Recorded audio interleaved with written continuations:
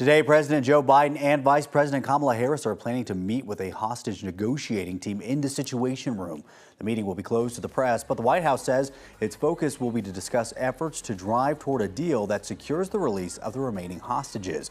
White House National Security Advisor Jake Sullivan met virtually with the families of Americans being held hostage. According to a readout of the discussion released by the families, Sullivan said, quote, "The next few days will be critical in the push to free the remaining hostages."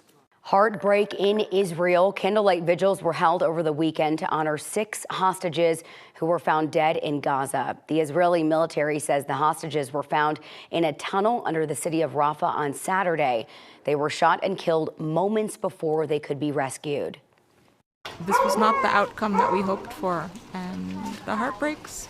All day you woke up, I heard the news, and I just felt my heart was broken all day. And it felt the least I could do to come with my son and show up and say that I care, and I'm so sorry that this happened to you. Vigils were also being held in Tel Aviv, where tens of thousands of protesters filled the streets, demanding Israeli Prime Minister Benjamin Netanyahu do more to bring home hostages held by Hamas.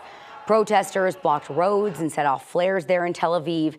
This was one of the largest protests since the conflict started last October, as crowds continue to demand a ceasefire.